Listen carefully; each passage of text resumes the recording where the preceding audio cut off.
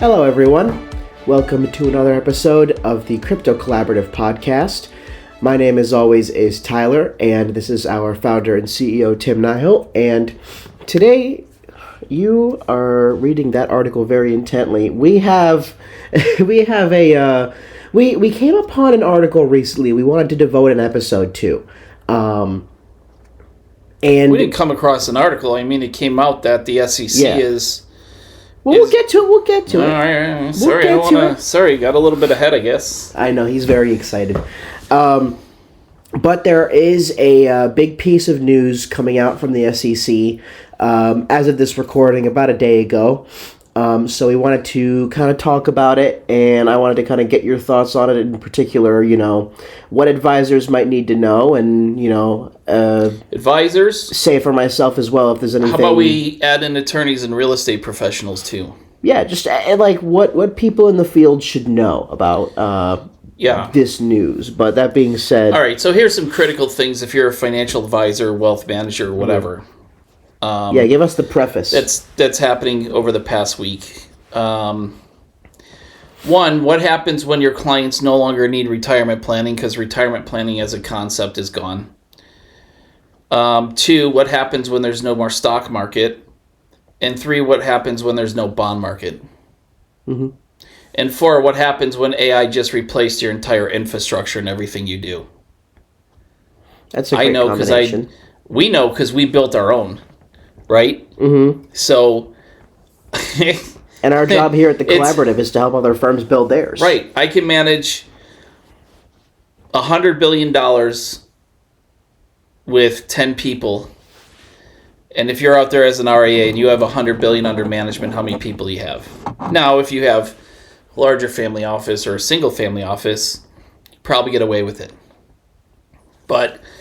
most advisors that work with high net worth, ultra high net worth, they have a lot of staff. And a lot of that staff is overhead. So, as an advisor, as of today, the day after St. Patrick's Day, which is kind of wild because I had a migraine this morning and it had nothing to do with St. Patrick's Day celebrations. It's crazy. It's the unluck of the Irish. The unluck of the Irish. Well, I don't celebrate St. Patrick's Day anyways. He's a fraud. And if you learn anything about anything, you know that St. Patrick, 1, wasn't Irish, 2, the Irish aren't Catholic, and 3, he showed up and chased the Celtics out of the country, or at least tried to. So, no, we don't celebrate that day. But the next part of it is the SEC came out with guidance on what's going to be considered in the digital asset space a security and non-security. Right? What's a digital commodity? What's digital art? What's digital collectible? Stable coins? Those things are all treated outside of the SEC's purview. And then, okay, what investment contracts in the digital asset space qualify under SEC rules and regs? So as an advisor, wealth manager, etc., by the time you figure all this out and fit it into your world through the lens of traditional finance, you're already out. Right?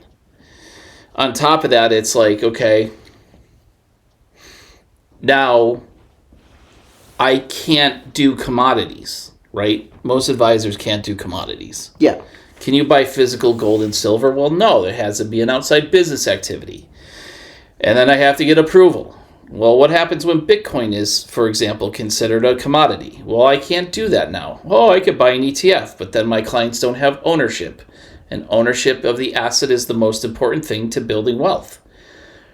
Or at least one of them. So if I was an advisor out there, I'd be pretty damn scared right now. But the problem is most people are frozen.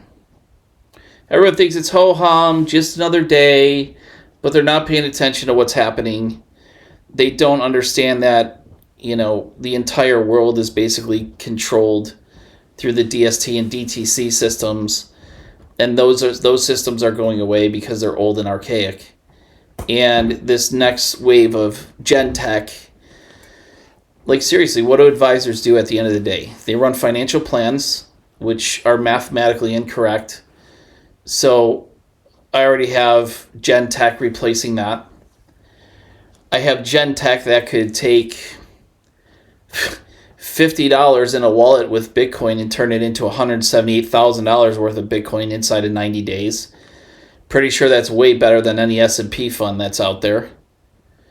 Asset allocation strategies, I mean, you can absolutely destroy them from a returns perspective, right? Yeah. Like our risk on plays, I mean, geez, we're making 100, 200, 300% year over year now. So why would I buy Apple stock? Mm-hmm. I wouldn't. Or why and would this I be is where right? And this is where, okay, and that's just the advisor's problem. Yep. So let's talk about real estate agents. Oh, that's fun. And then we'll parlay that into attorneys. So real estate agents, well, just Google man sells house in Florida with ChatGPT. I think he sold his house in 5 days. Mm-hmm. ChatGPT did all the negotiations, structured the sale, secured the financing. I didn't see what he did for the lending or what the money flow was. But yeah, he listed and sold his house without a real estate agent. Didn't cost him anything closing costs because he had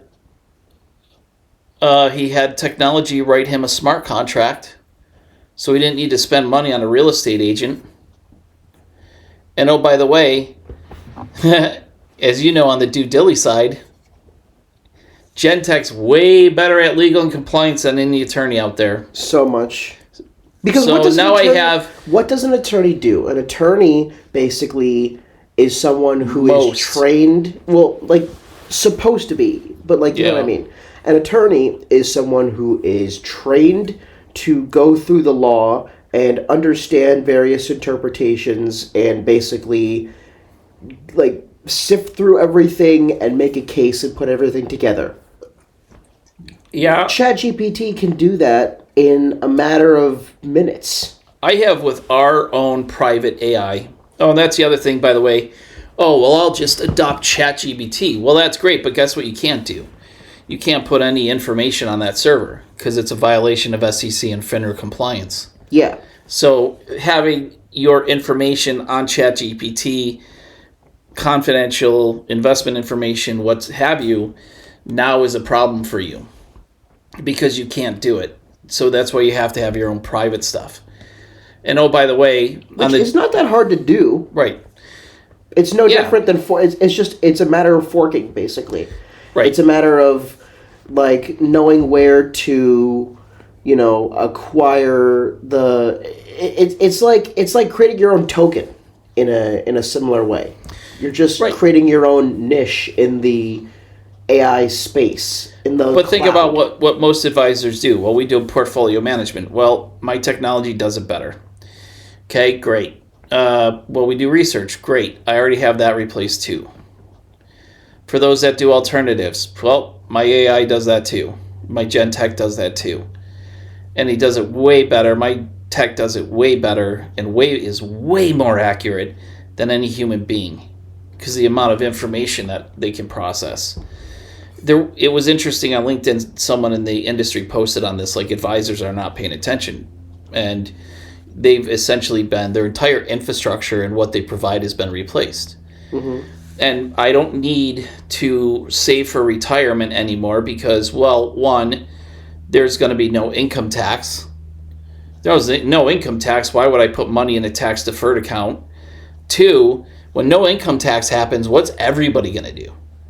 They're going to liquidate their 401k. You're going to get it out because it's an illiquid investment. You can't access it without paying a massive amount of taxes and penalties until you're basically 60 years old. 401ks and tax deferred accounts are leveraged tax liabilities, and they are liabilities on your balance sheet. So outside of Roth accounts, once you get no income tax, there is no reason to have a 401k. So I just got rid of your 401k advisors too.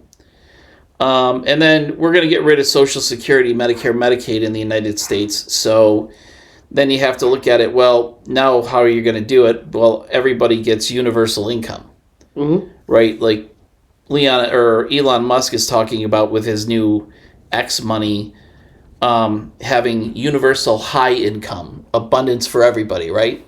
Yeah, he's not the first to propose like a universal basic income. Right. It's like, I think I saw Andrew Yang saying, hey, why... Back in 2020. No, like even he was out like a few days ago last week saying... Well, he's still saying it. He still believes in it. No, because he lost doesn't mean he's not going to stop talking about it. No, you're missing the point. He says humans don't have to pay taxes anymore. Let the computers do it. Yeah. Tax computers, not human beings. Mm-hmm. Fine by me. I mean, what are the computers going to do about it? Pay taxes. Exactly. Probably going to end government too, because they're not going to want to pay taxes either. What a scam that is. So, and then as an advisor, so I just replaced real estate agents, I just replaced financial advisors, and then I just replaced attorneys. And bankers are gone because I can get more yield on stable coins than I can in the CD market. And then what's going to happen as an advisor when this is going to happen in 2026 where the stock market goes away. The bond market is going away. Cash, as you know it, is gone. You're going to go from managing $1 billion today to zero in a hurry.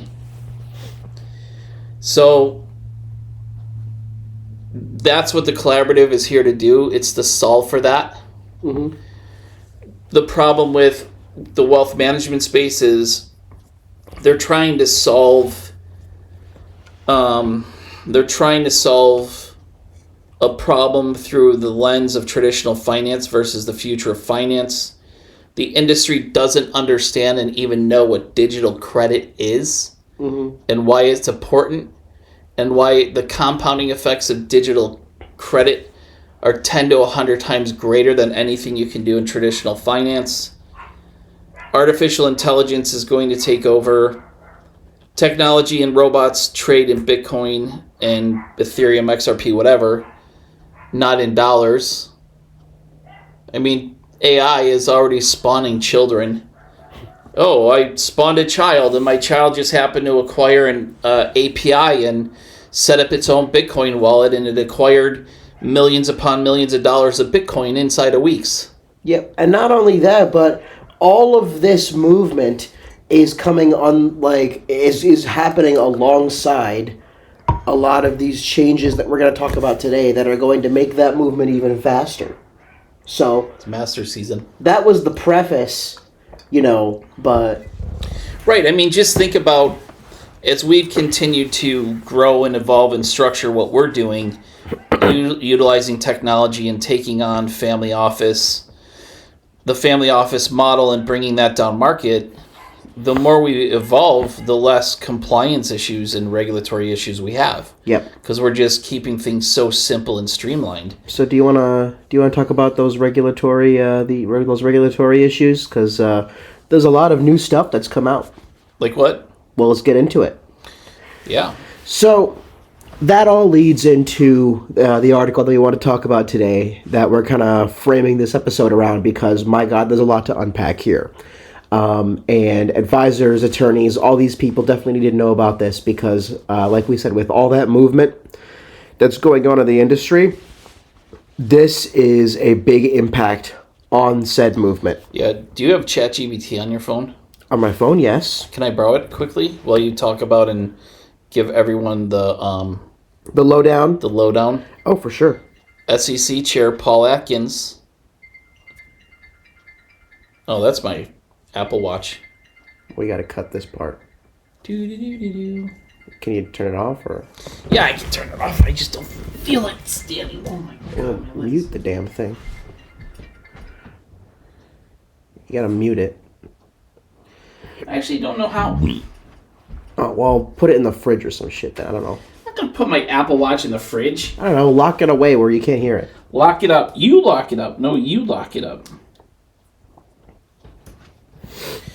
But, okay, here's ChatGPT. All right, let's get back down to this. You can't use ChatGPT on your watch? I know. I can't believe I get... All right. But yeah, so what's going on over here is, as of this recording, it's been about a day. But obviously we're going to post this later. But this happened on Tuesday the 17th, St. Patrick's Day. St. Patrick's Day. But the SEC issued a brand new interpretation clarifying which types of cryptocurrencies basically are considered securities, which people in the field have been asking for quite a while. And also how a non-security digital asset can meet the conditions it needs to meet to become an investment contract. So this started, like I said yesterday, when SEC Chair Paul Atkins basically spoke out, saying, the agency is adopting all of these things, and not only that, but he also said they're going to consider a safe harbor proposal to provide crypto companies, so not even just financial advisors, but specifically companies that deal in digital assets in particular, with what he called bespoke pathways, and that's a very important word, bespoke pathways, to raise capital while maintaining appropriate investor protections.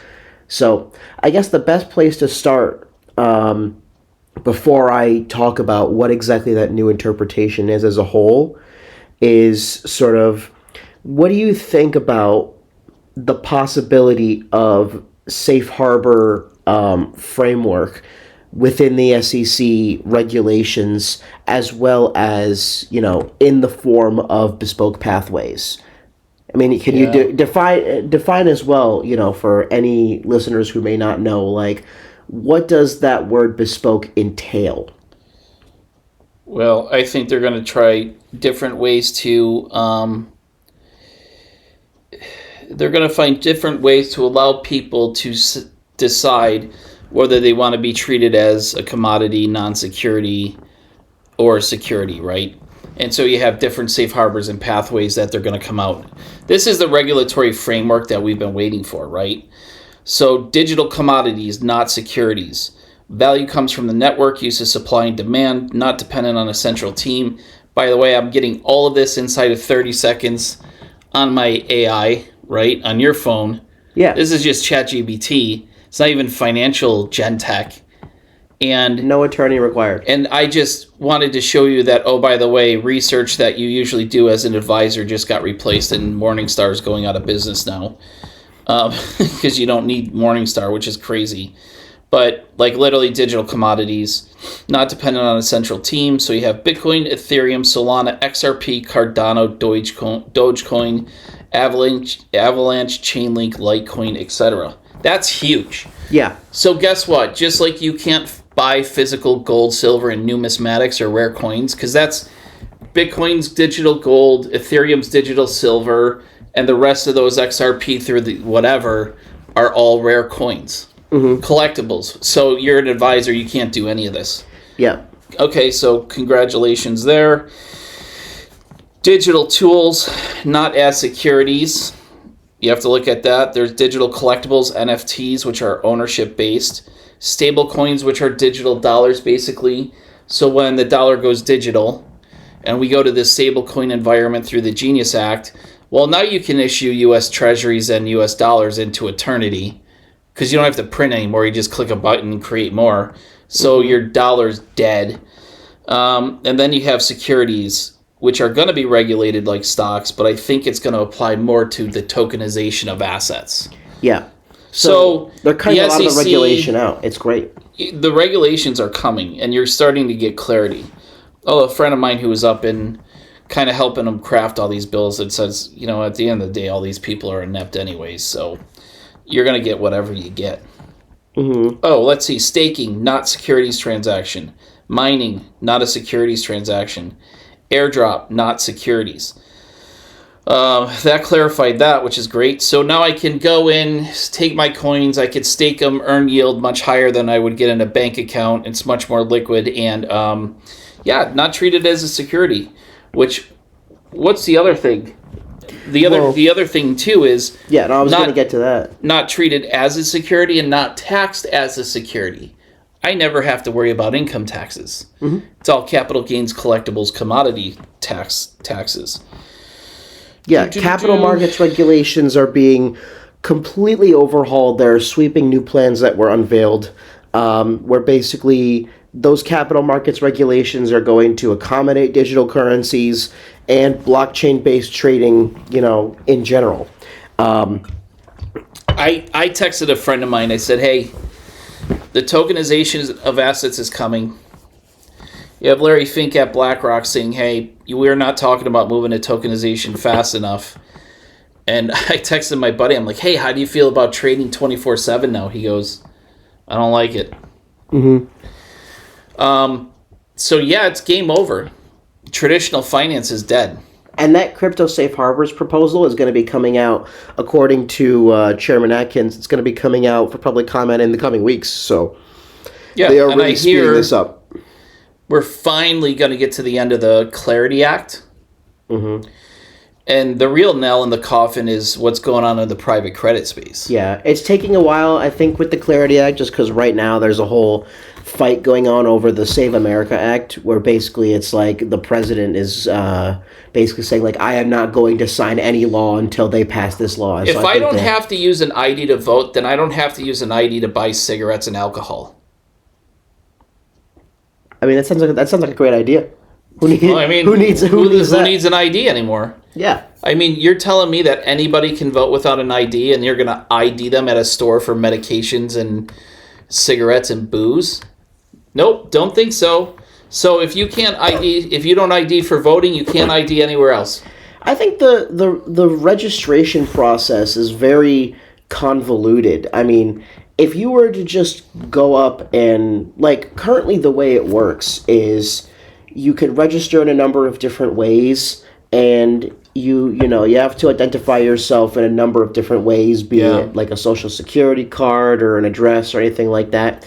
If you were to just walk into a polling place and just show them your license, and then just be like, all right, you don't have to show them your license anymore.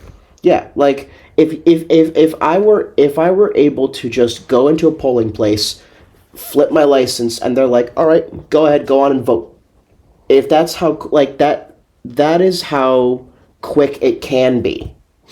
Well, I think the voting, because when you incorporate voting's eventually going to be solved by blockchain, and so are governments and politicians. Yeah, but I guess what I mean is when you incorporate ID into it, it becomes more streamlined, if anything. I think the major fight over it is basically like, because there are a lot of people who don't have the capacity to get IDs for whatever reason. Oh, that's a load of crap. But at the same time... Bull crap. Let me finish. I can't get an ID, please. Hey, let me finish. There are a lot of people who don't have that capacity, but at the same time... That's not true at all. There is a lot of... Let me finish. Can I finish? No, you can't, because that's BS. I'm just saying, there is also a lot of abuse of the system as well. I think both sides have credence here. I don't think one side is completely out of their mind. Everybody has the opportunity to get ID in some way, shape, and form. You do through naturalization or birth to start. So don't go there. That's not true. It's all bullcrap. I think we should start a politics podcast. No, we should not. No, we should not. But... we have too many podcasts already. Tokenization is going to solve all of this. The blockchain is going to solve a lot of these problems. Yeah. Because you're going to essentially, like if you look at what they have in India, you have your phone which has everything related to you on there, ID, medical, all that jazz. Yeah. Like you have to understand from a technology perspective, we're actually way behind in the United States. Yeah, end of the day, it doesn't even matter whether you do or don't have ID because blockchain is going to render all of it useless. Yep. It's gonna replace that whole thing. I mean, if you're an advisor and a wealth manager out there, what are you going to do when your clients don't want to buy a stock and bond?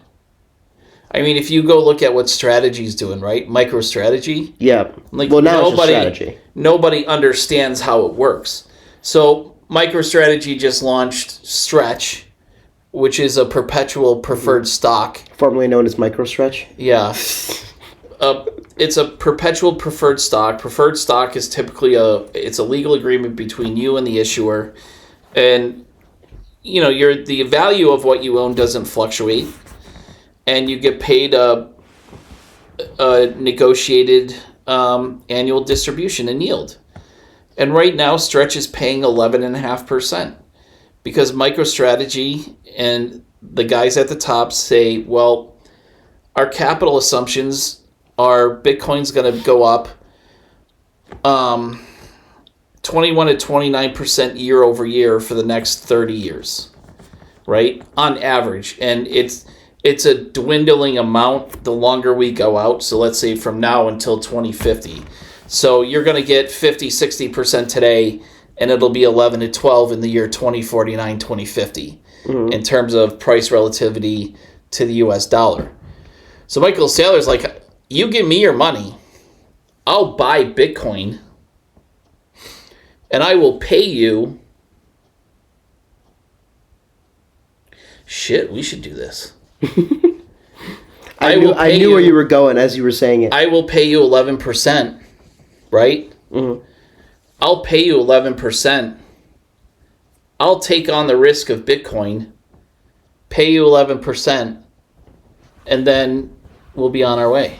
Yeah. So then Bitcoin goes up 50, 60, 70%. He pays out 10, 11, or 11.5%. He keeps the difference. Mm-hmm. Sounds lucrative to me. We can do this now. We don't have any constraint. Exactly. Digital credit. That is the beauty of, like, this is where modern compliance comes in as well. We mentioned this recently on our sister podcast. Right, but and I think it applies to firms as well. It applies to firms as well in the sense that... If you're a financial firm, you can't touch it. Yeah. You can't do commodities. Mm-hmm. So you can't do Bitcoin. You can't do Ethereum. You can't do XRP, Solana. You're in trouble. Yeah. So now as an advisor, you have to ask yourself, really, what is it that we're doing here? It's Technology is this next wave is going to be very disruptive. Mm-hmm. And I think we are starting to see that. I think that was the crux of why this article is so important, why this news is so important, is that... Right, and if we've been seeing it for a while, but like now it's really starting to speed up. It's just speeding up more and more. You're gonna get it now. You're gonna get everything that's there now. Everything that's been there for 100 years is unwinding.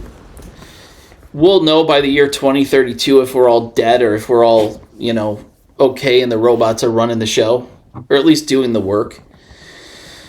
We've already chatted about how Gentech is going to completely change the infrastructure of everything, right? Like I was on with one of my clients yesterday and we talked about on our other podcast, The Bridge, her task is to take her company from 10,000 people down to under 2,000 people, which is an 80% reduction in sales in human capital. Yeah. That's still 2,000. Still is crazy. Right, that's 80%. But what's 8,000 times 100,000? God, I don't even know. Think about all those zeros. How many zeros are in there? There are too many, right? So, think about the number. If 8,000 people make $100,000 a year on average. 3 zeros is already too many. Get the number on that. Do I have to say 80 billion? I'll look it up. Yeah. Damn migraines. Makes your brain flat the next day. Yeah. So and by the way, I think every personal trainer out there should disclose the fact that they're going to make their clients do burpees before session so people can prepare themselves for that. What was it? You said 8,000 times what? 8,000 times 100,000. So, yeah, it's 8... my God, it's like... Is that 80 billion? Hold on, I'm looking. No, it's 800 million. 800 million, yeah. Pretty damn close to a billion. 8 billion, yeah, 800 million. Mm-hmm. So that company, utilizing technology... I think that is going to save the company $800 million a year. And as my friend said, she goes, God, I hope I'm just not one of the people that's getting eliminated. But I said, yeah, but at the end of the day, with those numbers, at least they're going to give you a piece on the way out. Mm-hmm. Hey, you're almost saving us $1 billion a year on this project. The dog is working for the legacy platform. He's trying to stop the broadcast. Right. So you're getting this week. We have the Genius Act now for stablecoins. We're getting clarity around the regulations. Now the majority of advisors in the country can't even touch the major cryptocurrencies out there because they're digital commodities. And by the time their compliance departments figure this out, it's way too late. Yeah. And it's still, like, you have to understand, too, is the technology isn't there yet either. Like, it's still very clunky trying to do this stuff on crypto exchanges for people. Like, it'd be one thing, like, we're with our family office structure, we don't bring on people that don't understand our philosophy. Mm-hmm. It's a philosophy first, and you need at least $1 million to start doing what we do, right? And not to say that we don't take people from 0 to 1 million, because those are always fun phone calls to make. But the reality around it is wealth managers can't do the future of finance as it stands today. Mm-hmm. And by the time they get to it, it's already going to be too late. Mm-hmm. In a way, it already is too late. Right. Okay, so Genius Act, you get the clarity with the SEC and the CFTC. Now you have digital commodities, collectibles, etc. And now you're going to get the Clarity Act, which is going to put the nail in the coffin of the stock market. Like I read this week that the firm that owns the NASDAQ just committed to putting $128 trillion worth of equities onto blockchain. The NASDAQ. The NASDAQ. Even the NASDAQ knows it. Yeah. So your entire financial planning and CFP and advisory retirement model just died. Mm-hmm. So, and it's all part of, it's just, if you're on top of it and adapting, you're in a good spot.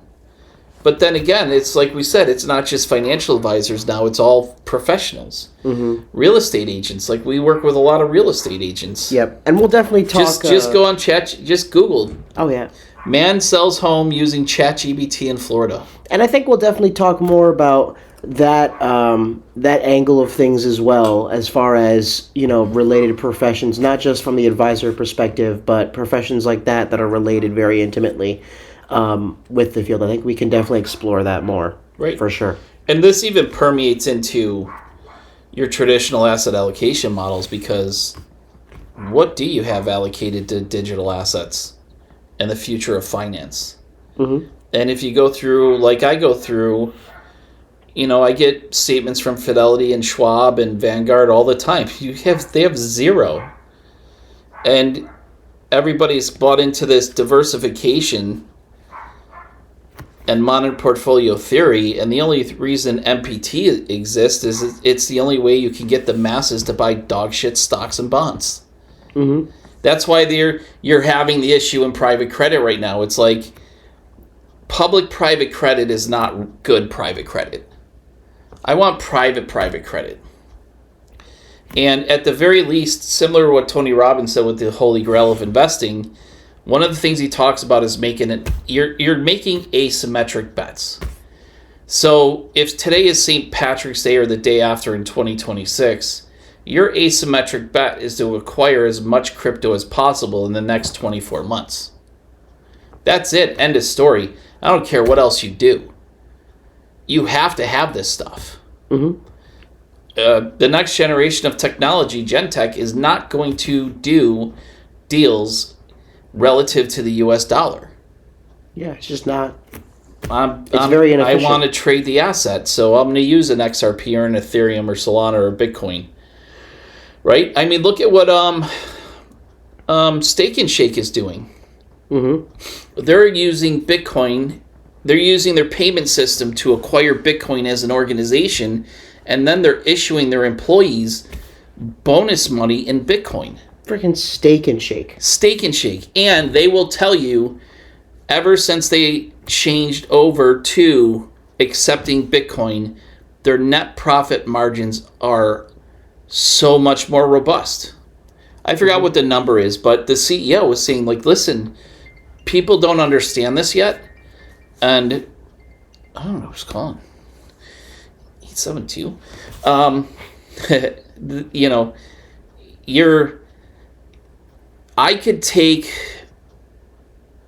$1 billion financial advisory firm, and I could bet you I could 5 to 10x their profit margins right off the bat. And the key word there is robust. And help them change organizationally to be able to do this stuff for their clients. Mm-hmm. So, I mean, there's a lot more we can explore in there. I think we can kind of call it there as far as this particular topic. Sure. But there's definitely a lot more we can explore in there, in particular as it relates to those other professions and just the way that whole thing is going. Because my God, I mean, it's moving so fast. Sometimes it feels like there's just some breaking news item that's like happening every half an episode, even like multiple times a week. Well, and look what happened with NVIDIA this week. The CEO of NVIDIA said, no, our target revenue is no longer $500 billion. It's now $1 trillion. Yep. Okay. Because they can do that. Right. So it's the adapt or die moment. It's the Moneyball moment for everybody now. Yep. So you're either going to be... That's the title. You're going to... I'm making that the title. The Moneyball moment. The Moneyball moment. Adapt it. Adapt or die. I love that so much. Oh, God, you in that movie. Love that movie. If you couldn't tell, that's his favorite movie. I can't believe the Oakland A's are going to Las Vegas, by the way. I'm so excited for that. I've always liked the Oakland A's ever since... you had those guys in the 80s with Stewart as a pitcher and, that all of those teams. And then you had the October 17th earthquake during the World Series, which was my birthday. And I always have the visual of television and all that. Like, I was always like an Oakland A's fan. Wait, so you're telling me there are baseball fans that exist below the age of 75? Oh, jeez, man. Look at the numbers on baseball. So... you have every team has all I'm saying is adopted Moneyball and metrics and statistics into the way they play the game now. The game is mostly run by it. Listen, all I'm saying is... And then I was excited when I was out in Nevada last week to find out that they're building a baseball stadium and moving the Oakland A's to Las Vegas. Oh, well, that's just Vegas. Think about Vegas is completely changing. It's becoming a place for wealthy people. Yeah, that's why. I mean, it's not just baseball. Like, I forget what team. Who were the Golden Knights before they moved to Vegas, or were they a new team? No, they were expansion team. Oh, so they were a new team that was created. Yeah, they were a new team created. But like Vegas could just materialize a new team out of thin air. That's in hockey.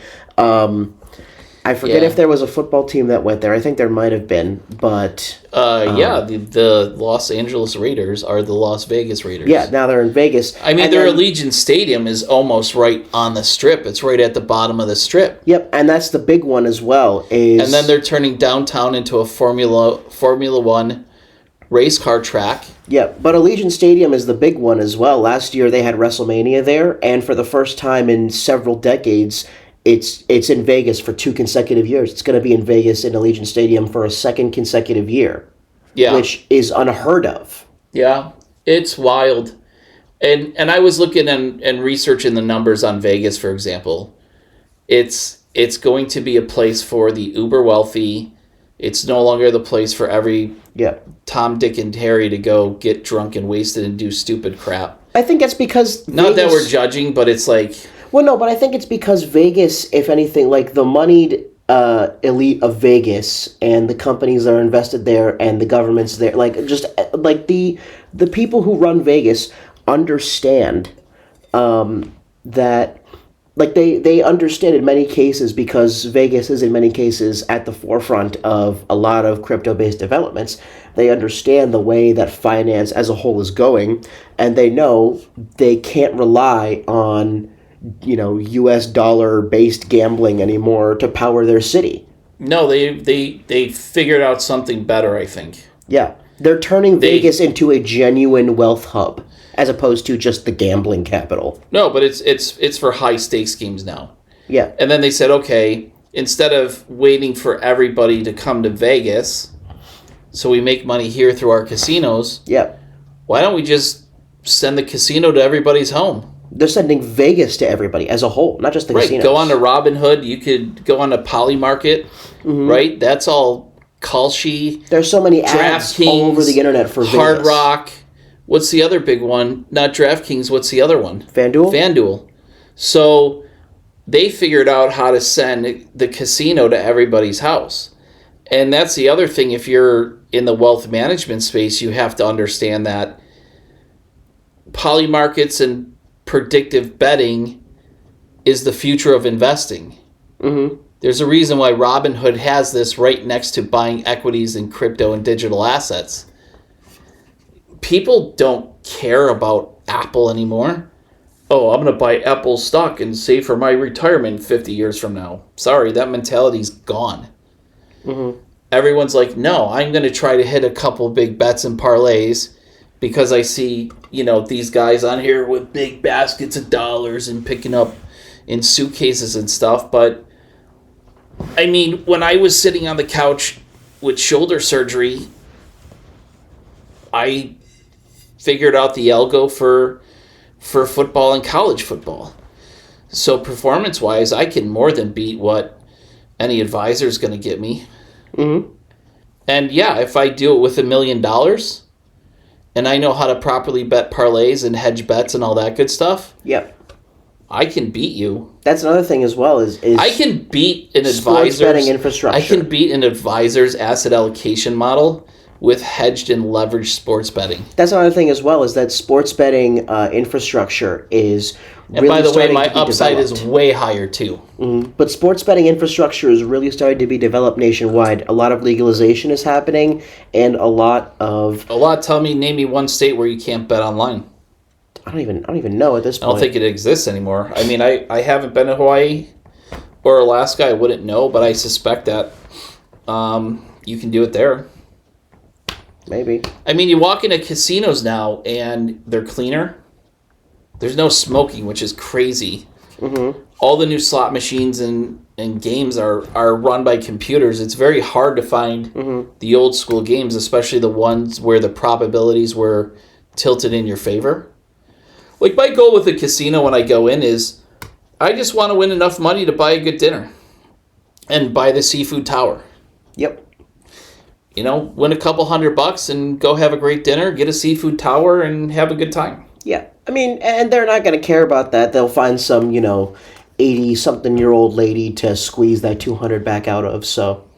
Yeah, the old people are hilarious. You ever seen that? You saw that video of, like, all the whole line of old people just pressing the button, just mindlessly going like, yeah.